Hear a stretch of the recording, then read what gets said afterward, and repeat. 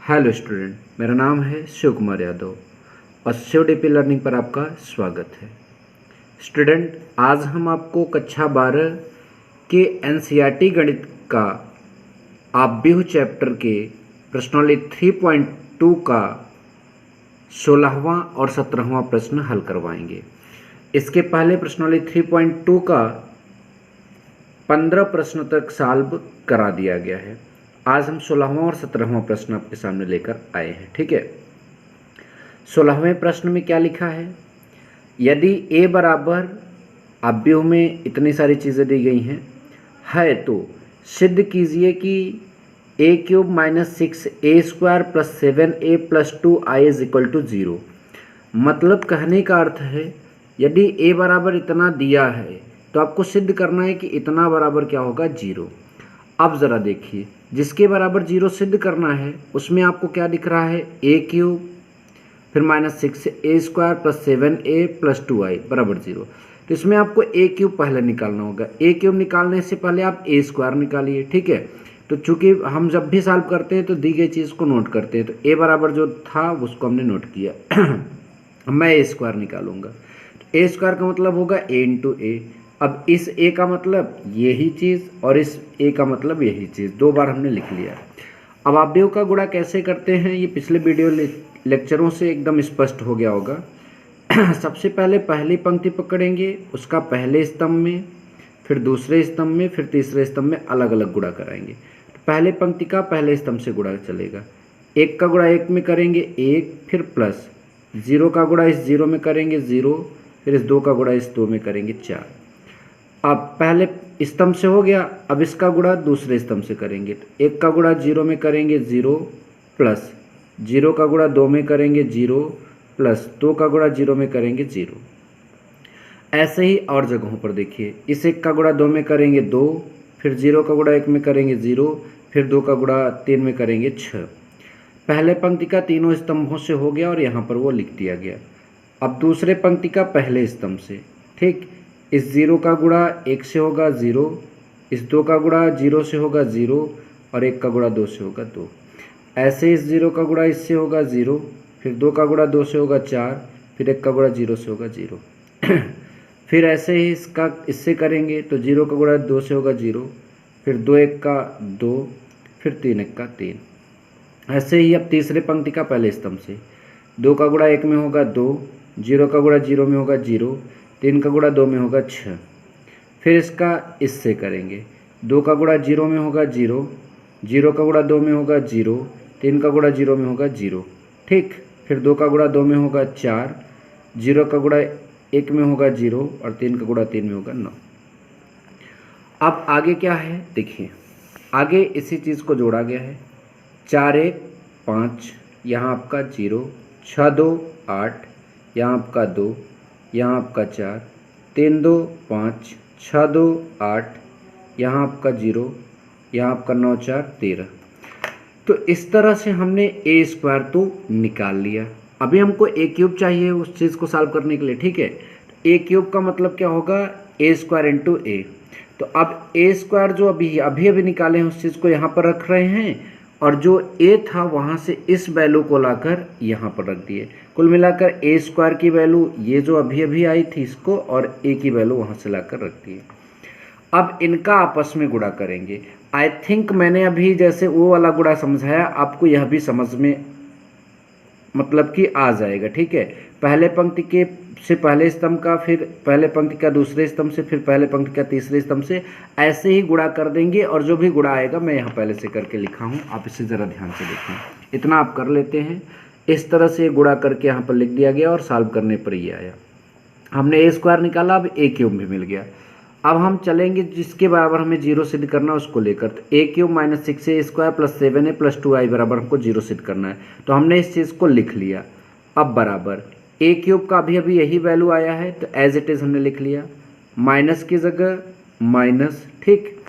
उसके बाद आप देखिए a² का वैल्यू पीछे आया था वो हमने यहाँ पर लिख दिया, फिर प्लस की जगह प्लस, 7 की जगह 7। a की वैल्यू हमने क्वेश्चन से लेकर लिख दिया, आपके पास किताब होगी देखिएगा। +2 की जगह 2 और i की जगह जो आपका i का तो इकाई आव्यूह होता है आई इकाई अवयव होता तो उसका विकर्ण में 1 होगा, बाकी सारा चीज़ 0 हो जाएगा, उसे मतलब कि इकाई अवयव कहते हैं। अब आगे चलेंगे, ये वही चीज़ है, 6 का गुणा कराएंगे सभी अवयव से। अगर अवयव के बाहर कोई अंक है तो उसका गुणा सभी अवयव से होगा। 6 का गुणा 5 में होगा 6 पंचे 30, 6 0 9 0, 6 का गुणा 8 में होगा 48, फिर 12, फिर 6 चौका 24, 6 पंचे 30, 6 का 8 में होगा 48, 0 और 13 छक्का 78, फिर प्लस यहाँ 7 का गुणा इसमें सब में कर देंगे तो ये मिल जाएगा, और ये 2 का गुणा इसमें कर देंगे तो ये मिल जाएगा। अब इस अवयव से इस अवयव को हमें घटाना है। 21 से 30 नहीं घटेगा, उल्टा घटाओगे -9, 0 से 0 आपका 0, 34 से 48 नहीं घटेगा, उल्टा घटाओगे -14, 12 से 12 0 घट जाएगा, 0 आ जाएगा, 8 से 24 घटाओगे तो -16 आएगा, 23 से 30 घटाओगे -7 आएगा, 34 से 48 घटाओगे -14 आएगा, 0 0 घटाओगे 0, 55 से 78 घटाओगे -23 आएगा। इसको इसमें जोड़ दिए, 7 2 9, फिर ये 0, 14 को 0 में जोड़ेंगे 14, ठीक है। फिर कुल मिलाकर इसको जब इसके हर एक संगत अवयव को जोड़ेंगे तो ये मिलेगा। फाइनली देखिए यहाँ -9, यहाँ +9 तो 0, यहाँ तो 0 है ही, -9 14 + 14 0, फिर ये 0, फिर -16 + 16 0, इसलिए पूरा जब सॉल्व करेंगे तो टोटल अवयव इसके 0 आए, तो ये एक शून्य अवयव हुआ। तो इसके बराबर हमको शून्य लाना था, तो इसलिए हमने यहाँ पर शून्य लाया और इसे हमने प्रूव्ड कर दिया, ठीक है। अब आपको पूरा सोल्यूशन चाहिए तो मैं एक बार आपको दिखा दे रहा हूँ, इससे ऐसे ही लिखिएगा एग्जाम में ताकि आपको पूरा नंबर मिले। देखिए सबसे पहले हमने a बराबर दिया, फिर हमने a स्क्वायर निकाला इस तरह से सॉल्व करके, ठीक है। आप वीडियो को बीच में रोक कर नोट कर सकते हैं।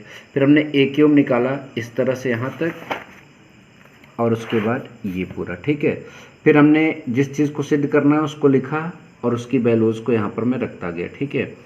और रखकर उसके बाद हमने इसको पूरा सॉल्व किया तो ये आपका आ गया, और 0 ही सेट करना था इसलिए हमने लास्ट में लिख दिया प्रूव्ड। नाउ 17वां क्वेश्चन अब आपका क्या है उसको मैं पढ़ता हूँ।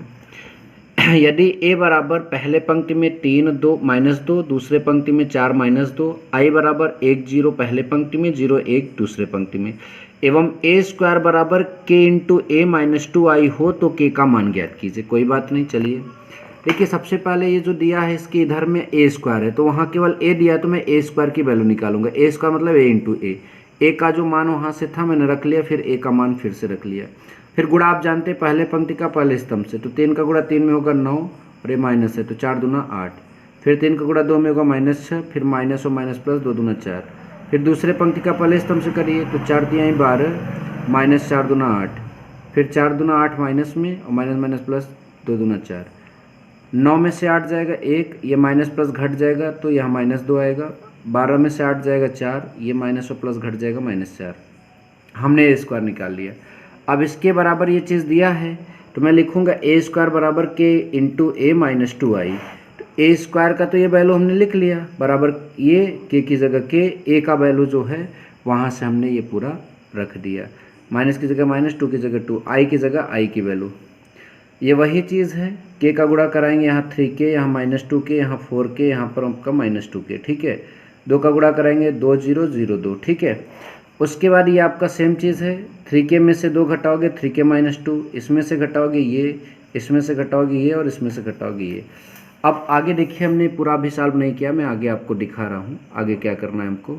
आगे लिखना है 1 - 2 4 -4, ठीक है, बराबर 3k - 2, यहाँ 0 घटाओगे तो वही आएगा -2k, 4k -2k, ठीक। तो आपको इसमें k की वैल्यू निकालना था, ज़रा देखिए k का वैल्यू, ठीक है। तो अवयवों के जब दो अवयव बराबर होते तो हम अवयवों के समांतर नियम से चलते हैं।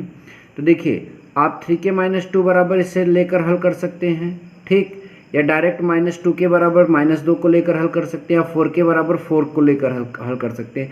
किसी भी एक चीज़ को लेकर आप हल कर दीजिए, आपको k की वैल्यू मिल जाएगी, कहीं से भी आप इसे उठाकर हल कर लीजिए, ठीक है। तो मैं आपको 4k बराबर 4 से ही आपको हल करके दिखा रहा हूँ। आगे आपको लिखना है अवयवों के समानता नियम से, एक लाइन ज़रूर लिखना है यहाँ पे, अवयवों के समानता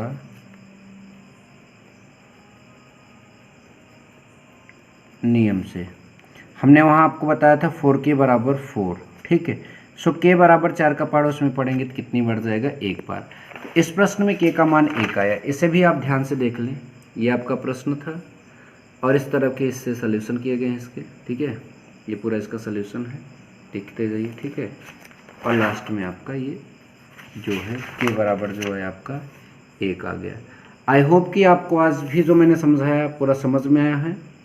मिलेंगे नेक्स्ट वीडियो में, 3.2 के जितने बचे क्वेश्चन हैं पूरे करा देंगे। अगला वीडियो बहुत इंपॉर्टेंट होगा क्योंकि उसमें जो क्वेश्चन है थोड़े से टफ है, ठीक है।